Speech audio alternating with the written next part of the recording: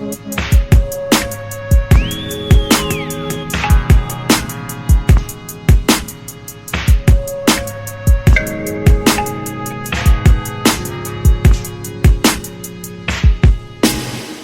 and welcome to another episode of Spoiler Appetite. I'm Tristan, and what a day. What a day I've had today, honestly. Gotta say, I'm feeling pretty good. Helped a friend out with their school project that involved, me being interviewed by my friend, and that was fun. And then afterwards we celebrated with crackers and cheese and a little bit of wine. It was good. And then, now here I am about to talk about the stuff I want to talk about, which is from looking at this list that I have, very Disney related stuff today, which I'm excited for. Gonna be talking about that Mulan trailer, gonna be talking about Stranger Things Season 3, the Maleficent trailer, Mistress of Evil, Little Mermaid casting, Spider-Man Far From Home, the box office made, Dark Phoenix, its box office lately, and a certain actor has been hired for the Mortal Kombat movie. Which I will start with that. Joe Taslim has been casted as Sub-Zero. Now, Joe Taslim is an actor from The Raid, and he's been casted in the new Mortal Kombat movie, which I gotta say, ever since hearing about, production on, or is it, I'm not sure what they are with the what's it called, the movie, the production on Mortal Kombat movie. It's filming in Australia, which is cool, which is great. I mean, I think it's been long overdue since we got a Mortal Kombat movie, and probably thanks to the game, the latest run of Mortal Kombat 11 coming out. It's been a long overdue since we had a Mortal Kombat movie, and I cannot wait to see what they do. I mean, will it be rated R? I think it should be. But then again, I don't know. I mean, the story is pretty good. It's pretty good. You can tell a story, but it all comes to the fighting and all the stuff, like how many fatalities are we going to see, I mean, how far can you go with Mortal Kombat? Can you make it a franchise of some sort, in the movies at least? And maybe, I don't know, but as far as Mortal Kombat goes, I'm excited to see one. I mean, I still love the first Mortal Kombat from the 90s. I can watch it, have a fun time with it. It's very dated, but the story, it's very simple story, and all his characters, and makes me wonder who's gonna, how like deep into the mythology will they go? What are we basing this off of? Are we basing it off of the first movie, or are we basing it off of, are we starting it from the beginning of all the mythos, like the way that web series did, where they told the origins in the real world of Mortal Kombat, or whatever? If Mortal Kombat was in the real world, are we doing that? I don't know. But yeah, you know what? A Mortal Kombat movie, I am so excited. I have history with Mortal Kombat. I mean, I'm not much of a gamer these days, but when I do think about games, I do go to Mortal Kombat, especially Mortal Kombat Trilogy. I think it's called Trilogy, where you have that stack of characters and you just play, and my earliest childhood memories of playing that game, and just so yeah, I'm excited. Sub-Zero is personally my favorite character. I mean, I don't know. That's just me. I just always liked Sub-Zero. I don't know.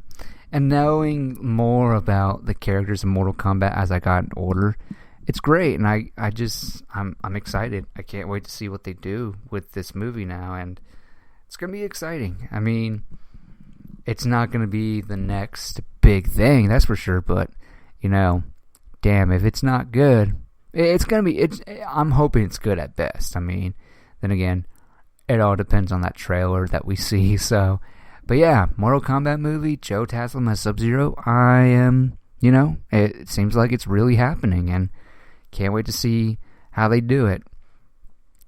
Alrighty, box office time. let's talk about Dark Phoenix real quick. Now, on Dark Phoenix, I hated the movie. I hated the movie a lot because of the fact that, one, I love the cast that they got for the X-Men movies, specifically Michael Fassbender as Magneto and James McAvoy as Charles Xavier, and just seeing this being the conclusion to the Fox X-Men movies, it was just a train wreck for me. Like, I could not find anything redeeming that I could, be like, yeah, the movie isn't so bad. The movie is bad, but, this, and this was, the redeeming. There was no redeeming qualities for me for that movie. I was not a fan of it. Oh my God, I couldn't deal with it. Because at the end of the day, as I said in me reviewing it, there wasn't really a story to it. I couldn't tell you what the plot was because it's just so messy, and the way it ended and wrapped up was just what the fuck? But get this. So apparently, Dark Phoenix is a bigger flop than Fantastic Four. So from what I read on Forbes reported the box office from last week, and in it was breaking down the numbers, and basically Dark Phoenix with all the reshoots Dark Phoenix went through and the rewrites and, everything that went into those reshoots, it didn't make enough money. It wasn't profitable. It was not profitable at all, so much so that it made less money than Fantastic Four made. Now, if you look at the box office and you compare the worldwide numbers, yeah, Dark Phoenix made more money than Fantastic Four, but as far as bringing their profit in, it didn't make it as much. It was something of the lines of 1.39 times that movie of Dark Phoenix and its budget. It's just wow, that's pretty crazy to me. And look, I was rooting for that movie. I never understood. That's the thing. It could have been the closeout for the X-Men Fox movie if they'd done it right, if they set it up right, but they didn't. But yeah, the fact that it's a bigger flop than Fantastic Four 2015, that's pretty crazy to me. And I'll be honest, between the two films, Fantastic Four 2015 is a lot better than Dark Phoenix, because the only redeemable quality about the 2015 movie was the beginning, the first act of Fantastic Four. It's until we get to that 1 year transition is where everything goes downhill. But yeah, that's just me. But yeah, the fact that Dark Phoenix, oh my God, just being a bigger flop is crazy to me. Another thing, it's just wild. Staying on top of box office, Spider-Man Far From Home makes $500 million because of the fact that, it opened on a Tuesday, and then you got that momentum building up to the 4th of July weekend, where if you're like me and you don't really do anything for 4th of July, then yeah, you were probably one of the participants that made this movie possible to get to $500 million. So, which I gotta say, good job. That is pretty wild to me that it's just making $500 million. But it's a holiday weekend. What better way to celebrate the 4th of July, I guess, than to see Spider-Man Far From Home, which a movie that I thought was very solid. It's a movie where I would compare it to a Doctor Strange. It's very solid, and it's a good time. It's a simple plot based and great characters and all that fun business. It's very great. Very, very great. Alrighty, time to talk some Disney news now. First things first, a Little Mermaid movie is being made, and I gotta say, the casting. Yes, the casting of this actor / mainly singer, from what I've been looking at, Halle Bailey. Halle Bailey has been casted as Ariel in The Little Mermaid. Now, let me just take you back to what my reaction was. My reaction to hearing this, first of all, was oh, they're making a Little Mermaid movie. I mean, I heard they were making one, but now it's officially a go. So that's great, I guess. I probably won't see it because I have no attachment to the Little Mermaid at all. I mean, that movie is clearly not for me at all. So, like with most Disney movies, they're not really for me, honestly. But there have been exceptions, and so, but this Halle Bailey, not Berry. That would be something. If Halle Berry was casted as Ariel, I would be so there. But Halle Bailey as Ariel. Now, my thoughts, my other reaction was pretty much, all right, never heard of this actress. I should probably look her up. Went to IMDb, and I am so relieved that she's been in a few things. At least she's been in a few things, because my worry has always been, if you're going to cast these big, high-profile characters, you don't want to get somebody whose profession is not acting. I mean, with Halle Bailey, God, this is going to be a real tongue twister for me. Halle Bailey, she's been in some things, she's been in some Disney things, and she can sing. And I think, all right, she's got the resume, she's been in a few things, so she has some experience. So, you know what? I'm all for it. Again, I do love unknowns being casted in these like big giant roles. I always love when I hear these unknown actors that I've never heard of being cast in these big roles. I love it. I love it so much. Just as long as they have experience. So that's all that matters to me. But I love seeing the internet. Somebody, I don't know who said it first, but the internet has been suggesting Terry Crews as Ariel's dad in The Little Mermaid. And I'm like, all right, what do I got to do to make that happen? Like, what do we got to do to make that happen? Because that is pretty amazing. I would love to see that. I would love to see that. That would be great. Granted, it wouldn't be what we would all think, being a comedy and a wacky dad, and all that business. But, yeah, Terry Crews, he's totally built for it. I would love to see him be Trident. Trident? I don't know. I don't know the dad's name in The Little Mermaid. Again, no attachment to The Little Mermaid at all for me. So, yeah. But, yeah, I am so curious to see how this plays out. Maybe when the first trailer comes out, I will be blown away by it. But as far as, like, A Little Mermaid, I'm not all that excited for it, Then again, I am kind of curious to see how they do Atlantis. Because Ariel lives in Atlantis, right? I'm not, again, I have I don't have the best knowledge when it comes to The Little Mermaid. So, but yeah, anyways, we're going to see underwater stuff. And, I really dug what Warner Brothers did with Aquaman and how much money how much money they spent doing Atlantis. And I just, God, I can't get over it. Cannot believe we saw Atlantis and Aquaman. How much time we spent in Atlantis as well. Which that's just crazy to me. But yeah. Maybe that first trailer will definitely change my mind. And, maybe... Because I have no doubt, the underwater scenes will be better than Aquaman. Which isn't fair to say because, who cares? It's just CGI. But, as long as it make me feel like I'm in that world, I'll be okay. So, yeah, can't wait to see what Disney does with The Little Mermaid because... of other trailers that I saw recently. Maleficent Mistress of Evil, the sequel to Maleficent.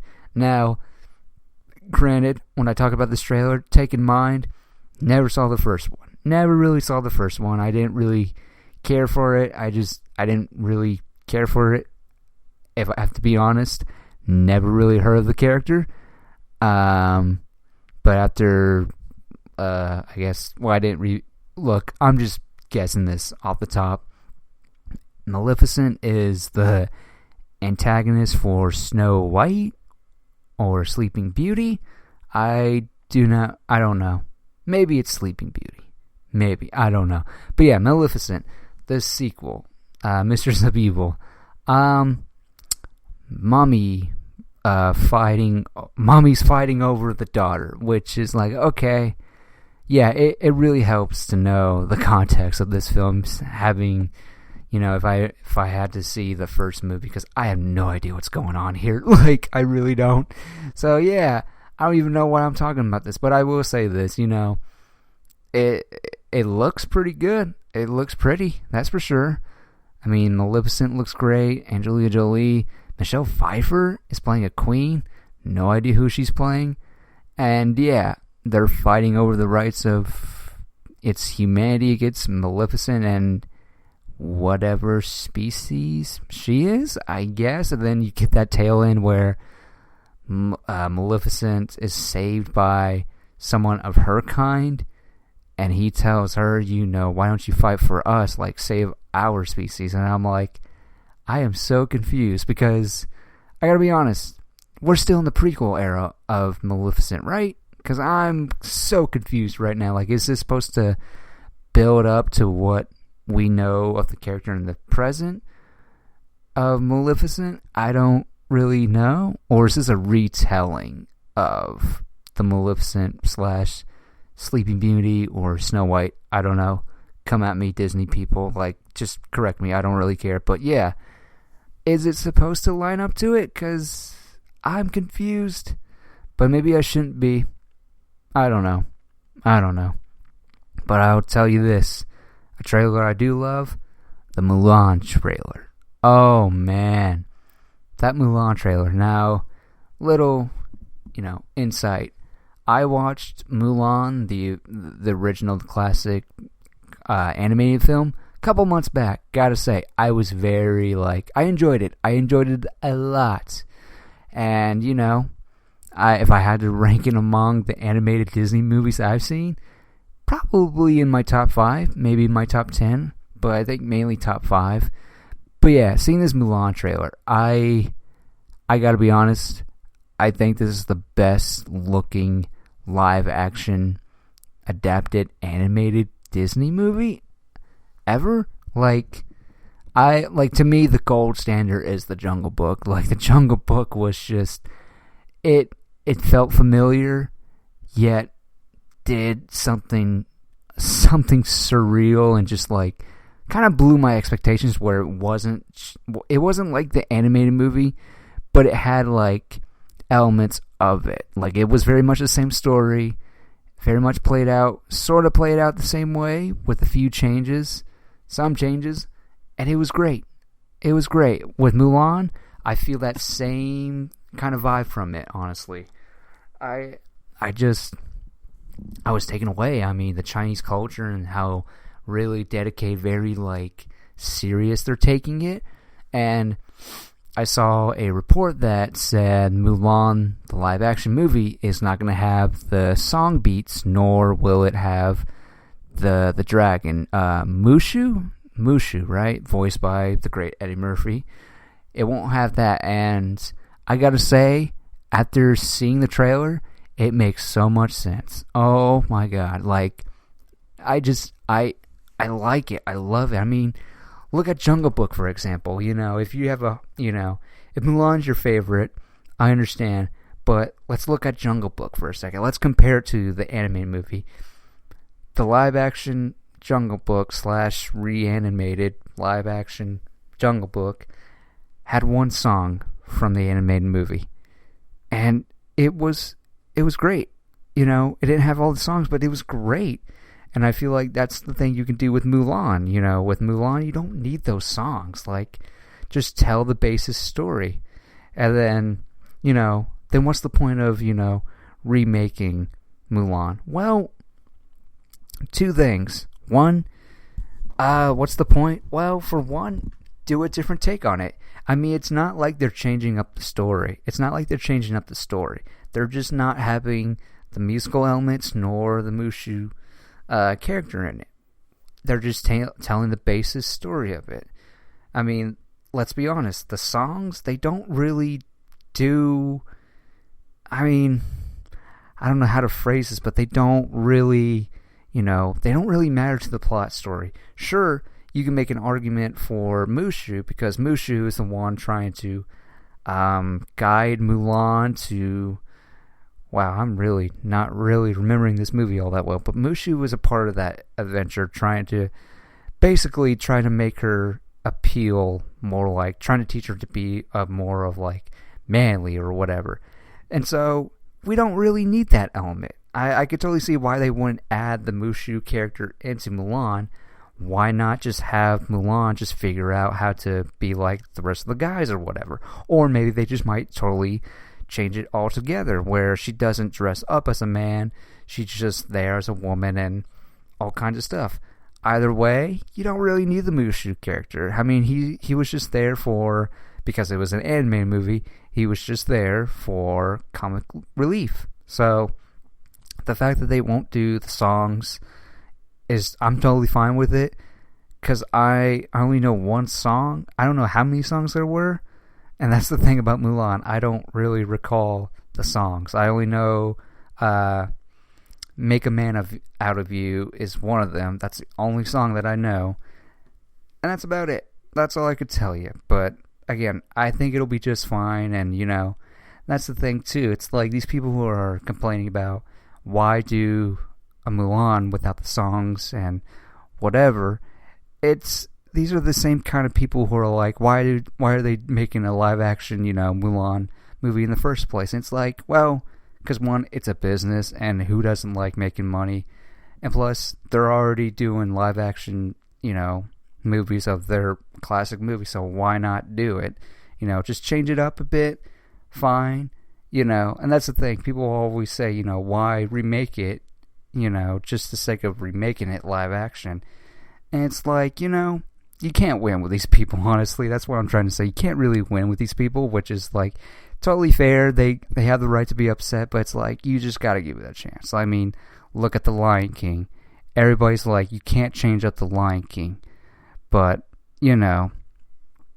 then you could also make the argument, why make a Lion King movie, I mean, Lion King, let's just be honest. I am looking forward to The Lion King so much so that every time I see a marketing piece for it, I get very emotional about it. I'm just like, I don't know what it is. It's like, I didn't realize I was much of a big Lion King fan, but I guess I am after watching these marketing pieces and whatnot, these ads, and I'm just like, God, I can't wait for it.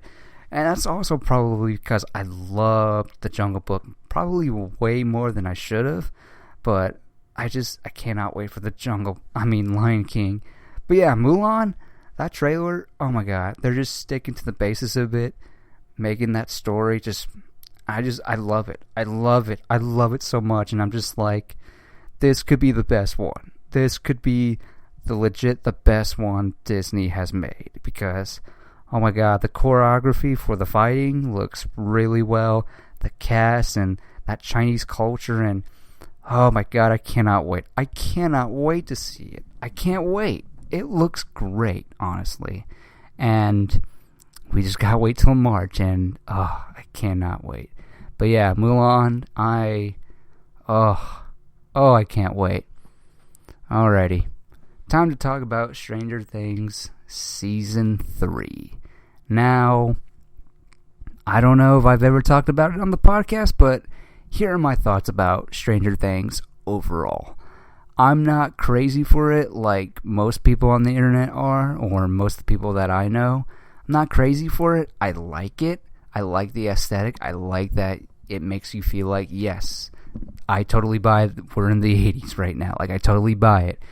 With their weird haircuts and their, weird, vibrant colored clothes and all that business. I totally buy it. I really do. That fashion sense and all the aesthetics and all that business. Not crazy for it. I like their ideas. I like it.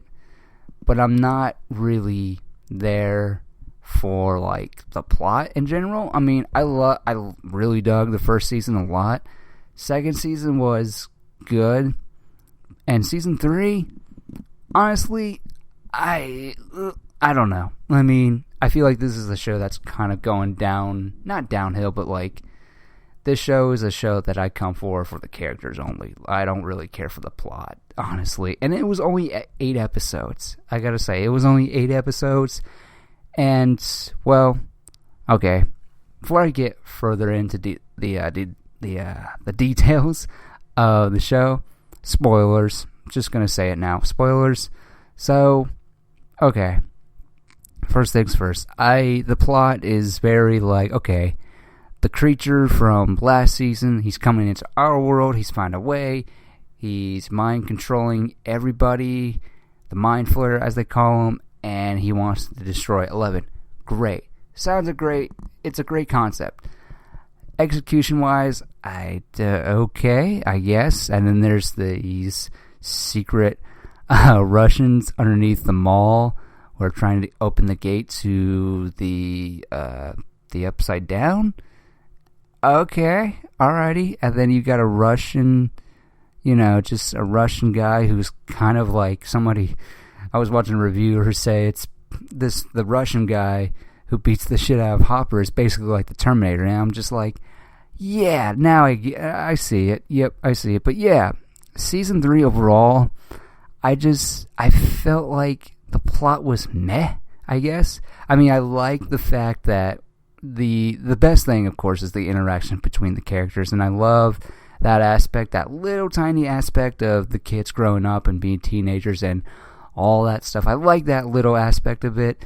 Dustin's got a girlfriend who lives in Utah, and yeah, look, I'm not a big 80s guy at all. Like, I know some things from the 80s. I'm not like a pop culture kind of like historian who like is I'm not one of those people, those young people who loves the 80s. Like, no, I'm not. I mean, the 80s are cool. Theirs are great. There's great moments from the 80s. Don't get me wrong. But as far as like references, like what's it called? That song that they sing at the very end of the last episode, from A Never Ending Story, I think that's what it's called. They sung the song. Never knew what the reference was, honestly. So again, but I'll tell you what for sure, people my parents' age, they'll definitely appreciate all those references. And New Coke, I know the reference. I know the reference, and that's the other thing I liked about this season. The weird injected comedy moments. It's very, like, really weird. It just got wacky and ridiculous at moments, but I loved every fucking moment of it, which was kind of bizarre. Like, my favorite part of the whole season 3 was when Steve and the new character Robin are injected with drugs, and they're just, like, high as kites, and just that whole interaction, the way their dynamic, them talking to each other was great. Them, who was it, Robin telling Steve that, yeah, he was, or they were talking about Back to the Future, and just, talking about how Marty McFly's mom was trying to have sex with Marty or whatever, and it's just like, it's really weird. And yeah, I totally dug that scene a lot. I dug that whole bit of them just being on drugs and just being loopy the whole time. I really dug it a lot. But yeah, as far as plot goes, I didn't really care for it as much. I just didn't really feel anything to latch on. I don't know. I feel like they have to do something different. But I will say I love the risk they take in this season. For starters, killing off Billy, even though we only known him from last season. At least he got something to do. They killed him off.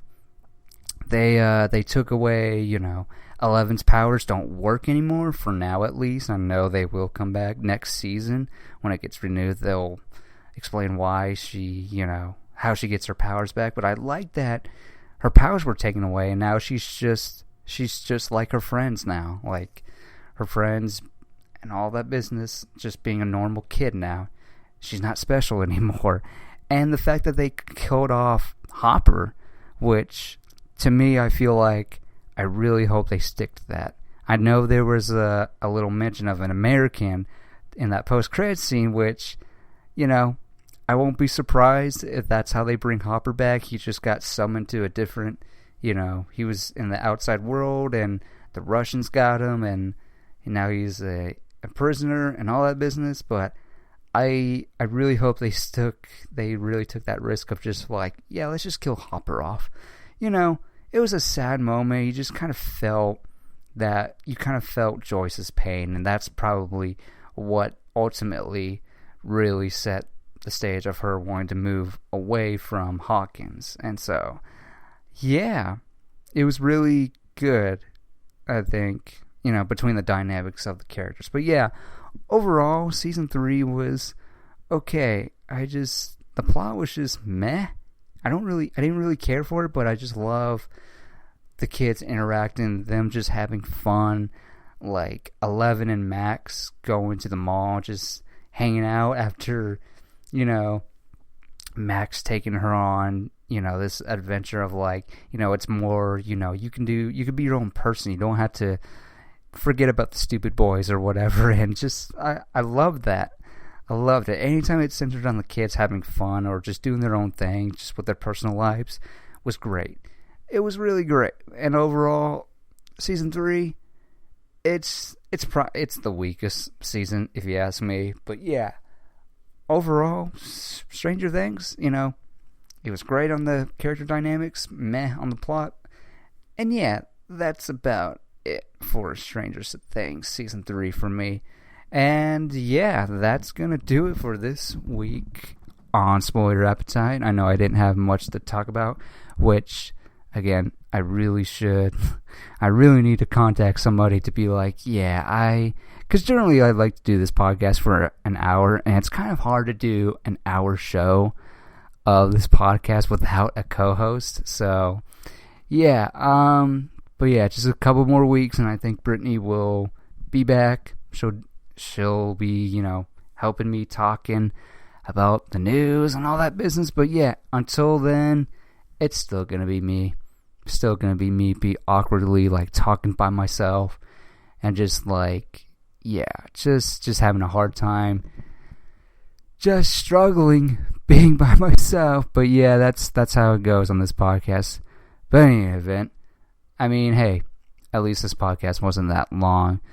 So yeah, now after you listen to this, you can get back to your work or, just go to that next podcast episode that you're listening to. Hopefully it's the Spoil Your Appetite podcast on your Spotify or your Google or your iTunes.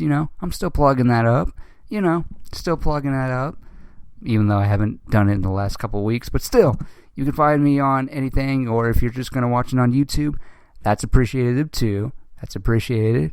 But yeah, so that's Spoil Your Appetite for this week. I'm Tristan, and you've just been spoiled.